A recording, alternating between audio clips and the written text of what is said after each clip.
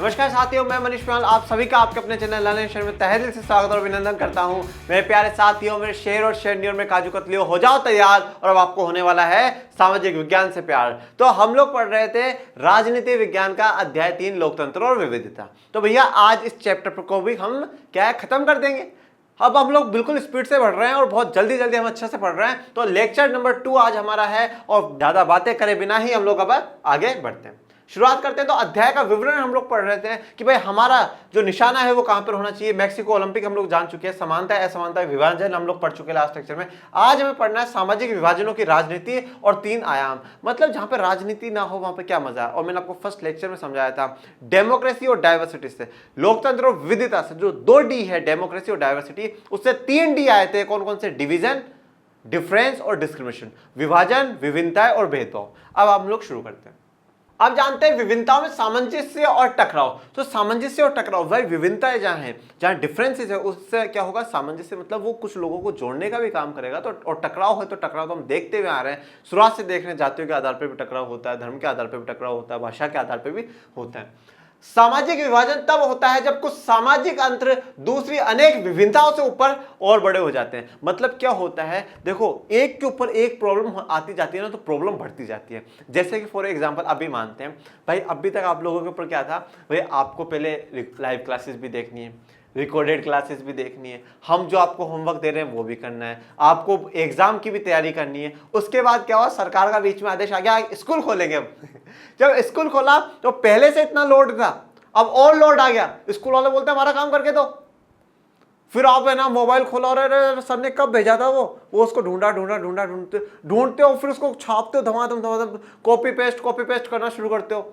या फिर बहुत काम बढ़ गया, रात को 11-12 बरस से काम कर रहे हो, काम बहुत ज्यादा हो गया ना, तो एक के ऊपर एक प्रॉब्लम बढ़ गई। तो ये प्रॉब्लम जो एक के ऊपर एक बढ़ जाती है ना, तब प्रॉब्लम ज्यादा क्रिएट होती है। इसी प्रकार से क्या है, अगर पहले तो आप मान लो एक किसी विशेष जाति से आते हो, फिर उसी जाति में होने के कारण आपके ऊपर गरीबी आ गई, गरीबी के साथ फिर आपके साथ भेदभाव हुआ है, पिछड़ापन आया, तो एक के ऊपर क्या है, प्रॉब्लम्स क्रिएट होती जा रही है। और मैंने आपको बताया था जब सोसाइटी विभाजन हुआ है, समाज का विभाजन हुआ, डिवीजन हुआ है, तब इतना भेदभाव नहीं है। पहले विभाजन हुआ, फिर विभिन्नताएं आई हैं, डिफरेंसेस आए, हम बड़े हैं वो छोटे हैं, हम अच्छे रहते हैं वो गंदे काम करते हैं, उसके बाद भेदभाव हुआ है। और वो विभिन्नताएं कब बनी है, जब एक के ऊपर एक चीजें क्या है ओवरलैप हुई होंगी, एक के ऊपर एक प्रॉब्लम आई होगी। भाई आप एक उस विशेष जाति के हो तो ठीक है, वो तो वहां तक, पर वही जाति एक क्या है, सफाई का काम कर रही है, गंदगी का काम कर रही है, फिर वही जाति के लोग गरीब हो रहे हैं, उसी जाति के लोग पिछड़ रहे हैं, तो एक के ऊपर एक आया और फिर प्रॉब्लम ज्यादा क्रिएट हो गई। तो ये कहना यही चाहता है कि सामाजिक विभाजन तब आ जाते हैं।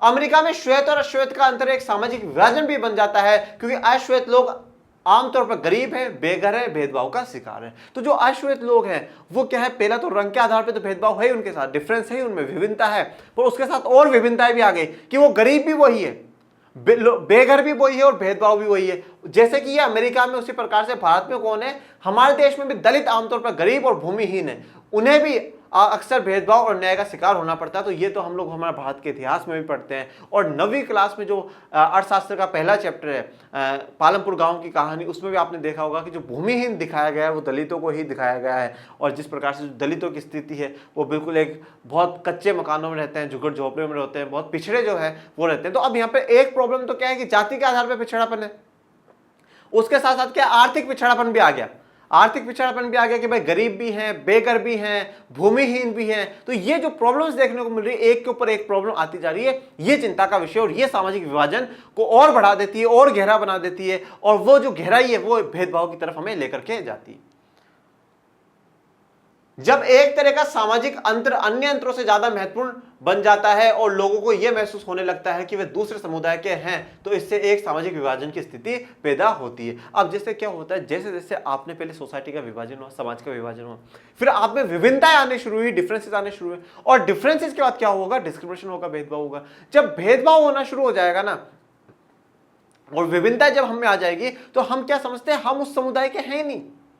आज दलित समुदाय अपने आप को मानते ही नहीं होगा कि भाई हम इस धर्म के हैं, क्योंकि उनका भाई उसी धर्म में 2 प्रकार के लोग देखे जा रहे हैं, एक ऐसे जिनके पास सभी सुख सुविधाएं, एक बिल्कुल भी नहीं। वो मानते नहीं यार वो ऊंची जाति के लोग हैं वो अलग है, हम इस जाति के हैं, अरे हम तो ऊंची जाति के हैं वो अलग है। तो यहाँ पे क्या अपने आप को एक अलग समुदाय मानने लग जाते हैं। एक जो है क्या है, समाज का जो विभाजन है उसकी शुरुआत हो जाती है कि भाई अब हम अलग हो गए, अलग मानना इंसान क्या है, शुरू कर देता है। उत्तरी आयरलैंड और नीदरलैंड का उदाहरण लेते हैं कि उत्तरी आयरलैंड और नीदरलैंड का हम उदाहरण लेंगे, पर उससे पहले आप थोड़ा सा क्या है देख लीजिए उत्तरी आयरलैंड और नीदरलैंड का है। जो आपको इस मैप में ब्लैक ब्लैक मैं कर रहा हूं और जो रेड से भरा हुआ है, लाल रंग से भरा हुआ है, वो क्या है, नीदरलैंड है। और यहां पर आप देखना ये है उत्तरी आयरलैंड, ये है उत्तरी आयरलैंड। और ये जो आपको देखने को मिल रहा है नीचे वाला जो भाग है वो है आयरलैंड। आयरलैंड दो है बेटा, बहुत ध्यान से ध्यान रखना, एक है उत्तरी आयरलैंड और एक है आयरलैंड।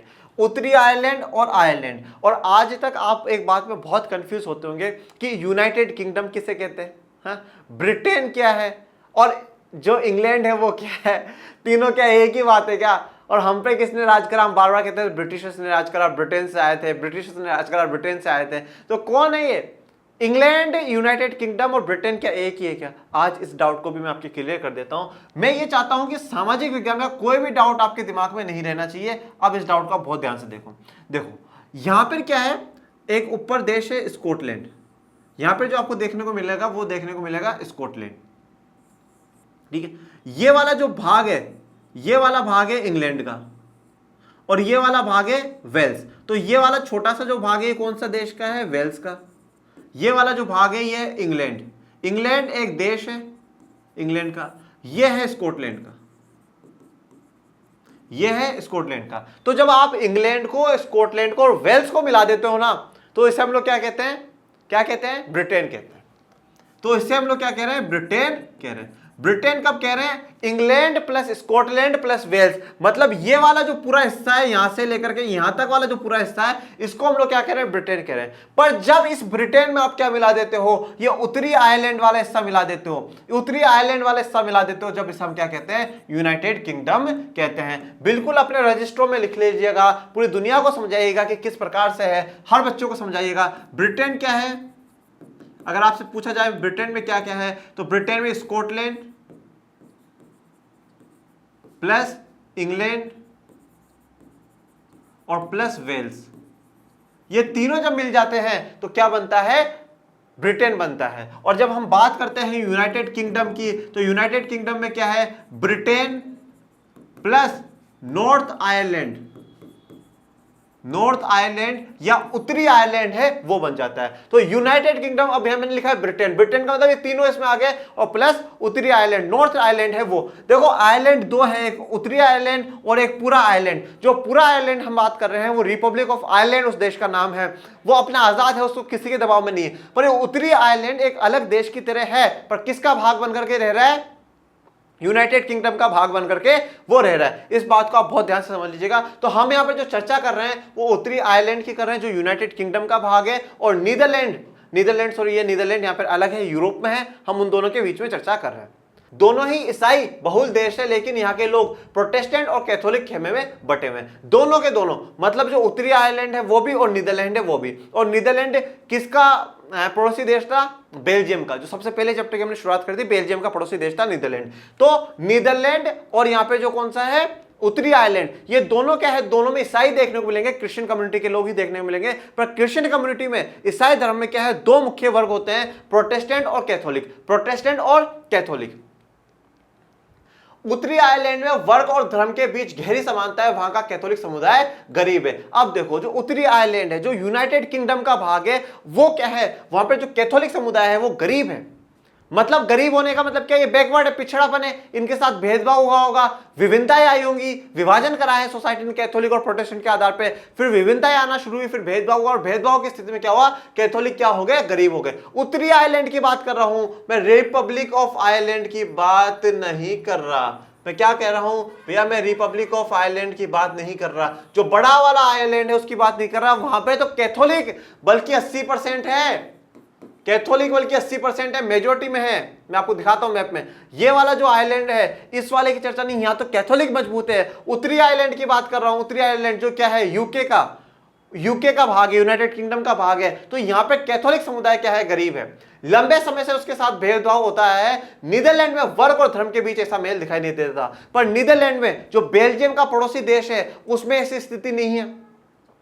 वहां पे धर्म में और राजनीति में बिल्कुल बहुत दूर दूर का अंतर है, धर्म को बिल्कुल सेपरेट रखा गया है। यहां पर आपको कैथोलिक भी है, कैथोलिक और प्रोटेस्टेंट दोनों में अमीर और गरीब है।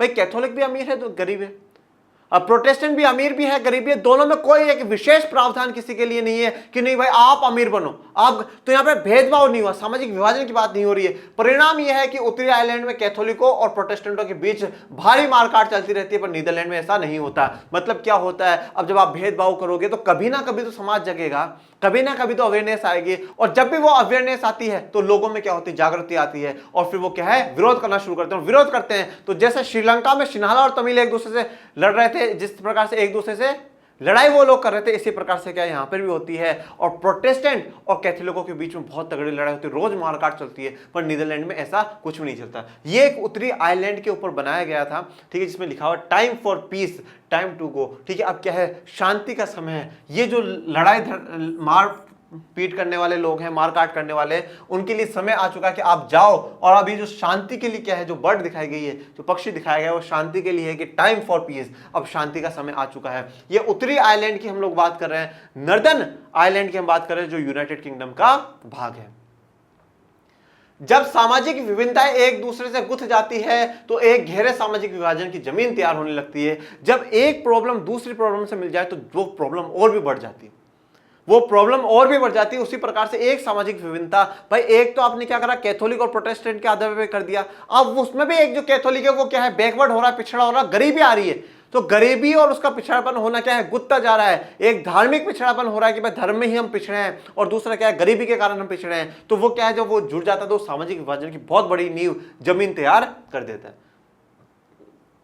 जहां ये सामाजिक विभिन्नता एक साथ कई समूह में विद्यमान होती है, वहां उन्हें संभालना अपेक्षाकृत आसान होता है। देखो अब ये सामाजिक विभिन्नता एक साथ कई समूह में विद्यमान होती है तो वहां ऐसे संभालना उससे आसान होता है। मतलब क्या है, जैसे मान लो कि भाई कैथोलिक है, कैथोलिक और प्रोटेस्टेंट, ये जो दोनों है, अब कैथोलिक में भी क्या हो, कोई डिस्क्रिमिनेशन ना हो, भेदभाव नहीं हो। भाई इनमें भी क्या हो, इनमें भी हमें पुअर भी मिल जाए, मतलब गरीब भी मिल जाए, और इसमें भी हमें मिलने चाहिए, इसमें भी गरीब मिले और इसमें भी गरीब मिले। इसमें भी क्या हो, रिच हो और इसमें भी रिच हो।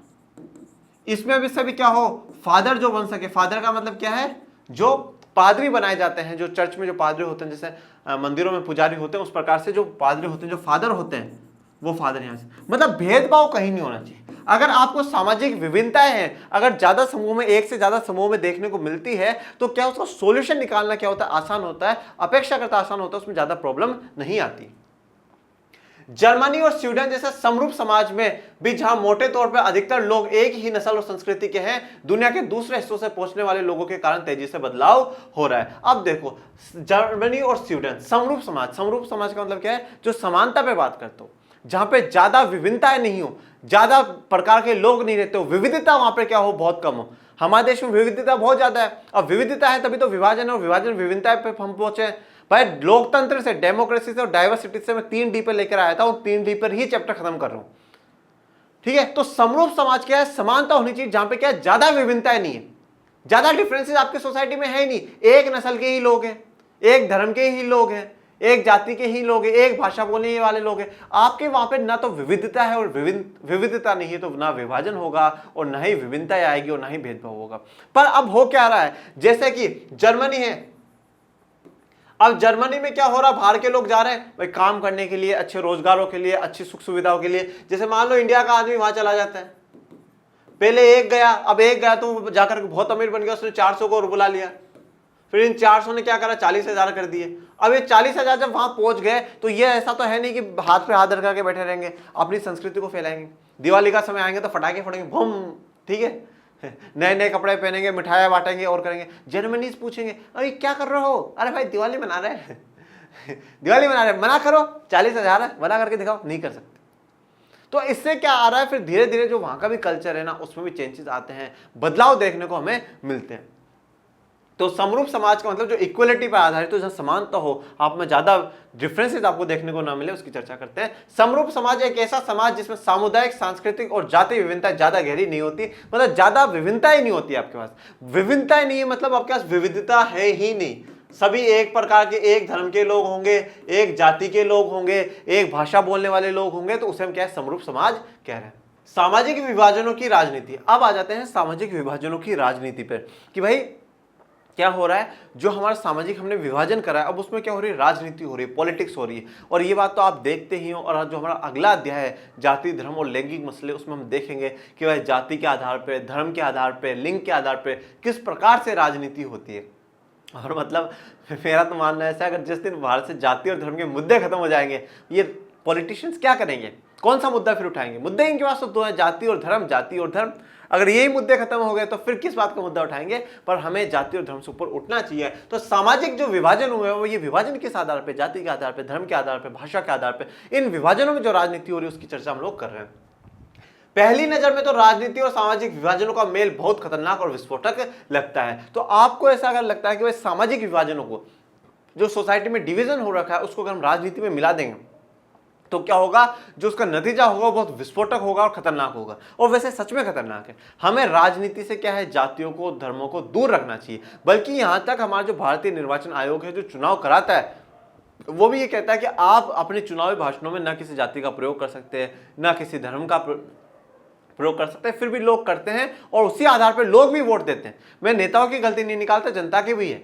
जनता भी सिर्फ और सिर्फ उसी आधार पर वोटिंग करती है, हो मेरी जाति का है मैं इसी को जिताऊंगा, चाहे किसी पार्टी का हो, पर मेरी जाति का है मैं इसलिए इसको जिताऊंगा। तो ये जो सिस्टम है वो हटना चाहिए। तो हम जब राजनीति में जातियों को या जो सामाजिक विभाजन है उसको जब हम लोग जोड़ देंगे ना बच्चों, तो थोड़ा सा विस्फोटक या खतरनाक हमें शुरुआत में लगता है, पर पूरा ऐसा बात नहीं है। अगर राजनीतिक दल समाज में मौजूद विभाजनों के हिसाब से राजनीतिक होड़ करने लगे तो इससे सामाजिक विभाजन राजनीतिक विभाजन में बदल सकता है और ऐसे में देश विखंडन की तरफ जा सकता है। अब जैसे मान लो कि जो सामाजिक विभाजन है, राजनीतिक जो दल है वो उसको सामाजिक विभाजन का जो प्रयोग करने लग जाए, जो पार्टियां हैं वो उस सामाजिक विभाजन का इस्तेमाल करने लग जाए और वो एक होड़ बन जाए, मतलब एक रेस सा बन जाए, कंपटीशन सा बन जाए कि अरे अरे हमारी पार्टी इनके लिए का ज्यादा काम करेगी, हमारी पार्टी इनके लिए ज्यादा काम करेगी। तो वो जब बन जाता है तो वो क्या है, सामाजिक विभाजन से क्या हो जाता है, फिर एक राजनीतिक विभाजन हो जाता है। जैसे आपने बहुत सी बार देखा भी होगा कि कहा जाता है ये मुसलमानों की पार्टी है, मुसलमानों के लिए काम करती है, ये दलितों की पार्टी है, ये हिंदुओं की पार्टी है, ठीक है, ये किसानों की पार्टी है, किसानों के लिए काम करती है। तो जो सामाजिक जो विभाजन है वो राजनीतिक विभाजन बन जाता है, तब हमारे लिए थोड़ी सी प्रॉब्लम हो सकती है। परिणामों का दायरा, अब अगर ऐसा हो जाता है कि राजनीति में सामाजिक विभाजन मिल जाते हैं तो उसका क्या परिणाम आ सकते हैं वो देखते हैं। उत्तरी आयरलैंड, ग्रेट ब्रिटेन का ये हिस्सा काफी लंबे समय से हिंसा, जातीय कटुता और राजनीतिक टकराव की गिरफ्त में रहा। तो मैंने क्या कहा, उत्तरी आयरलैंड किसका हिस्सा है, ग्रेट ब्रिटेन का हिस्सा है, ग्रेट ब्रिटेन का हिस्सा है। ब्रिटेन का हिस्सा मिलकर के ये क्या बना रहा है, यूनाइटेड किंगडम बना रहा है। और ग्रेट ब्रिटेन में क्या क्या आ रहा है, स्कॉटलैंड, देख लो, फिर आ जाओ यहाँ पर मैप में हम लोग देख लेते हैं। ये रहा स्कॉटलैंड, स्कॉटलैंड, फिर ये जो पूरा वाला जो भाग है, ये जो भाग है वो पूरा किसका है, इंग्लैंड का, और ये वाला जो भाग है वो वेल्स का, और ये किसका भाग है, उत्तरी आयरलैंड का, और ये नीचे वाला रिपब्लिक ऑफ आयरलैंड जो मैंने आपको पढ़ाया है उसके बारे में। तो ये उत्तरी आयरलैंड किसका भाग है, ग्रेट ब्रिटेन से मिला हुआ है, और मिलकर के इसने क्या बनाया है, यूनाइटेड किंगडम इसने बनाया। तो अब उत्तरी आयरलैंड में काफी समय तक क्या हुआ, मारकाट चली, टकराव हुआ, हिंसा हुआ। क्यों हुई, क्योंकि यहाँ पे जो कैथोलिक है वो गरीब है, वो पिछड़े में है, तो उसके आधार पर उनके साथ भेदभाव हो रहा है। यहाँ की आबादी मुख्यतः ईसाई है, पर वह इस धर्म के दो प्रमुख पंथों में बुरी तरह बटी हुई है। तो अब यहाँ पर क्या है, दोनों की दोनों जो आबादी है वो ईसाई है, पूरी की पूरी आबादी जो 100% जो आबादी है वो ईसाई है। भाई धर्म दोनों का एक ही है, पर पंथ है, जो ग्रुप है वो दो में बटे हुए, कैथोलिक और प्रोटेस्टेंट। जैसे मान लो आज हिंदू है तो हिंदू भी अलग अलग जातियों में बटा हुआ है, ठीक है। मुस्लिम्स में भी हम सिया सुन्नीस का देखते हैं, तो उसी प्रकार से ईसाइयों में, क्रिश्चियंस में भी क्या हो रहा है, कैथोलिक और प्रोटेस्टेंट का है। तो ये पूरा धर्म, पूरा जो देश है वो एक ही धर्म का है, ईसाइयों का ही है। पर इसमें क्या है, पंथ है, जो ग्रुप है वो दो ग्रुप आपको देखने को मिलते हैं, और वो दो ग्रुप कौन कौन से, कैथोलिक और प्रोटेस्टेंट। 53% आबादी प्रोटेस्टेंट है, जबकि 44% रोमन कैथोलिकों का प्रतिनिधित्व नेशनलिस्ट पार्टियां करती है। अब देखो जो 53% का मतलब होता है 53% कौन है यहाँ पर, आबादी किसकी, प्रोटेस्टेंट की है, और बाकी जो 44% है वो किसकी, कैथोलिकों की है। तो उत्तरी आयरलैंड में भेदभाव किसके साथ हो रहा है, कैथोलिकों के साथ हो रहा है। अब जो कैथोलिकों का है, इनका कैथोलिकों का जो रिप्रेजेंटेशन, जो प्रतिनिधित्व कर रही है, हम इनकी तरफ से लड़ेंगे। कौन लड़ रही है, नेशनलिस्ट पार्टियां लड़ रही है, नेशनलिस्ट पार्टी लड़ रही है, बात ध्यान में रखना। उनकी मांग है कि उत्तरी आयरलैंड को आयरलैंड गणराज्य के साथ मिलाया जाए, जो कि मुख्य कैथोलिक बहुल्य है। मैंने आपको बताया ना भैया, ये जो आयरलैंड है, ये आयरलैंड और ये आयरलैंड, ये कौन सा है, Republic Ireland, Republic of Ireland मतलब कौन सा? आयरलैंड गणराज्य जो आजाद है, खुद आजाद है। और उत्तरी आयरलैंड, ये जो नॉर्दर्न आयरलैंड है हमने उसकी बात करी। तो ये तो जो क्या है, कैथोलिक क्या चाहते हैं कि इस उत्तरी आयरलैंड को क्या इसमें मिला दो, इससे जोड़ दो और पूरा इसको एक बना दो। ये क्यों चाहते हैं? क्योंकि यहां पे रिपब्लिक ऑफ आयरलैंड में क्या है, 80% कैथोलिक है, यहां पे 80% कैथोलिक है और उनका बाहुल्य है। तो वो ये चाहते हैं कि हमें भी इसमें मिला दे तो हमारे साथ भेदभाव नहीं होगा, फिर प्रोटेस्टेंट को हम देख लेंगे, फिर हम देख लेंगे अगर हम आयरलैंड में मिल गए तो फिर हम बताएंगे क्या होता है भेदभाव। ठीक है, ऐसा वो चाहते हैं। पर प्रोटेस्टेंट लोगों का प्रतिनिधित्व यूनियनिस्ट पार्टियां करती है जो ग्रेट ब्रिटेन के साथ ही रहने के पक्ष में है, क्योंकि ग्रेट ब्रिटेन का मुख्य प्रोटेस्टेंट देश है। तो अब क्या हो रहा है कि भैया जो यहां पर उत्तरी आयरलैंड क्या है, अब भी किससे मिला हुआ है? ब्रिटेन से मिला हुआ है, और ब्रिटेन से मिलकर के रहना चाहता है कौन? जो प्रोटेस्टेंट वाला ग्रुप है वो ब्रिटेन से मिलकर के रहना चाहता है, क्योंकि यहां पर किसकी बाहुल्य आबादी है? इंग्लैंड में, स्कॉटलैंड में, वेल्स में कौन ज्यादा है? कौन है? प्रोटेस्टेंट ज्यादा है। तो इनको पता है कि अगर यहां पर मिल गए ना तो फिर एक कैथोलिक हमें छोड़ेंगे नहीं, फिर यह हमें बताएंगे अब आ जाओ आ जाओ, बहुत जब अलग थे ना तब बहुत तुम हमारे साथ भेदभाव करते थे, अब आओ, अब हम कैथोलिक और भी ज्यादा हो गए। तो वो नहीं। तो अब क्या होता है, इन दोनों के बीच में बहुत लड़ाइयां होती हैं, यूनियनिस्ट पार्टी और नेशनलिस्ट पार्टी में बहुत लड़ाई होती है, प्रोटेस्टेंट और कैथोलिकों में बहुत टकराव होता है, मारपीट होती है, हिंसा होती है। फिर फाइनली जाकर के जो इनका जो डिसीजन कौन लेती है? जो ब्रिटेन की सरकार है वो इनका डिसीजन करवाती है। 1998 में ब्रिटेन की सरकार और नेशनलिस्ट के बीच शांति समझौता हुआ, जिसमें दोनों पक्षों ने हिंसक आंदोलन बंद करने की बात स्वीकार करी। तो 1998 में ब्रिटेन की सरकार ने क्या करा? नेशनलिस्टों के बीच में शांति का समझौता करा। नेशनलिस्ट कौन है भैया? जो कैथोलिकों का प्रतिनिधित्व कर रहे हैं।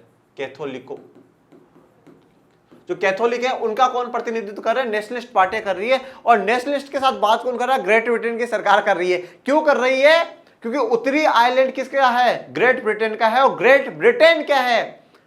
प्रोटेस्टेंट का है। तो भाई यूनियनिस्ट तो कह रहे हैं ना भाई हम तो आपके साथ ही रहना चाहते हैं, हमसे क्या बात करनी, बात तो उनसे करो नेशनलिस्ट वालों से, क्योंकि वो अलग होने की बात कर रहे हैं। तो इसलिए क्या करते हैं, जो ग्रेट ब्रिटेन की सरकार है वो उनके साथ बात करती है नेशनलिस्टों के साथ 1998 में, और ये समझौता करवाती है कि भाई लड़ाई मत करो, दोनों की जो मार काट है, हिंसा, उसको तो रोक दो, और फिर बाद की बात बाद में करेंगे।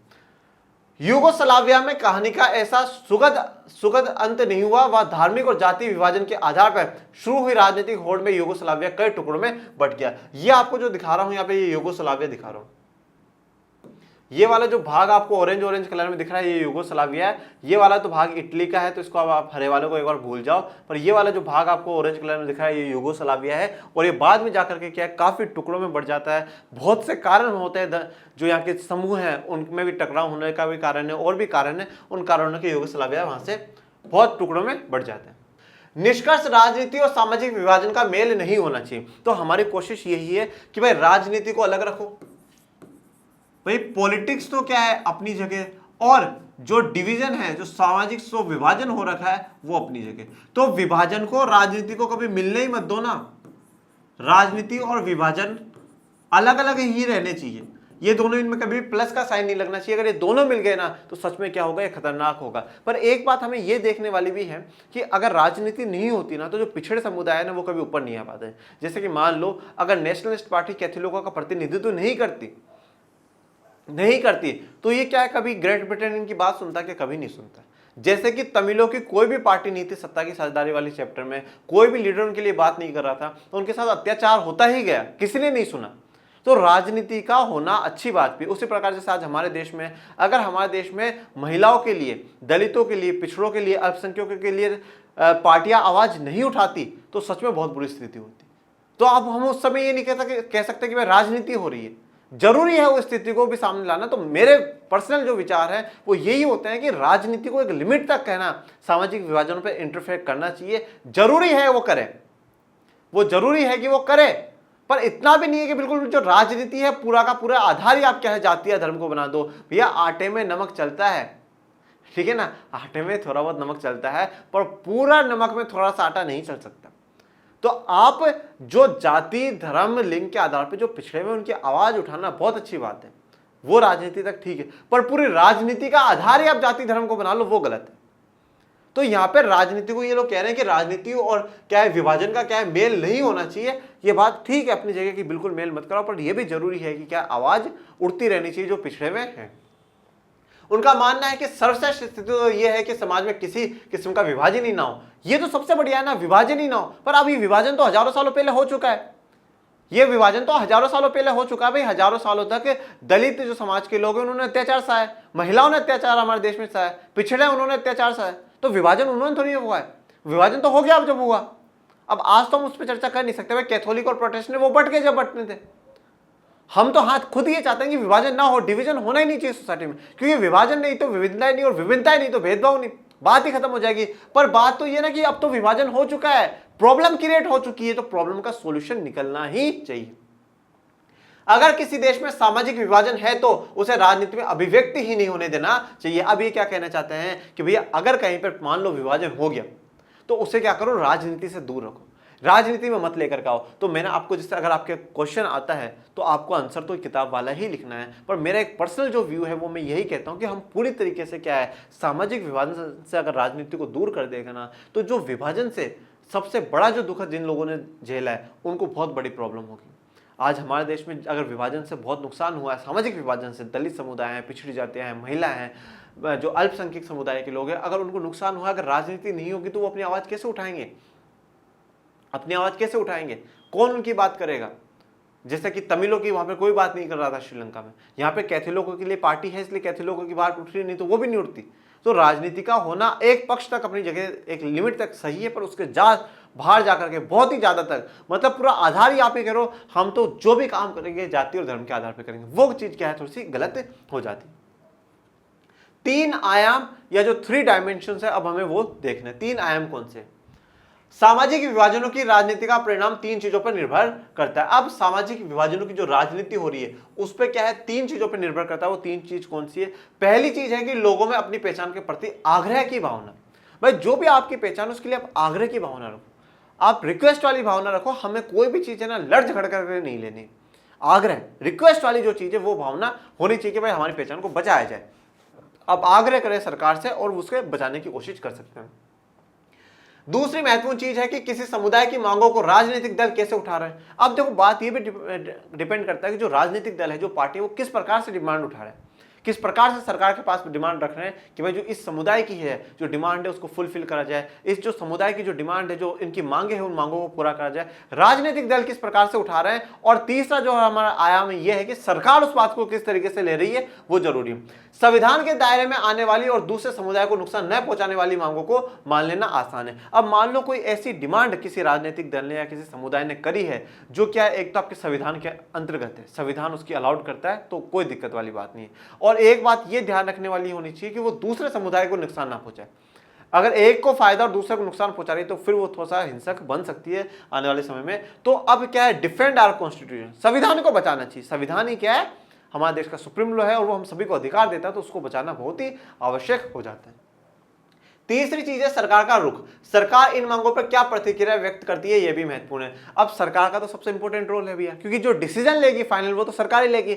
अब श्रीलंका में क्या हुआ, सिनाला की जो सरकार है वो कुछ सुन ही नहीं रही, तमिलों की कोई भी डिमांड नहीं सुन रही। उन्होंने तो पहले आग्रह भी करा है, राजनीतिक दल भी बनाए और राजनीतिक दलों को ऐसी ही मांग करी है कि जो संविधान उनकी मान ले।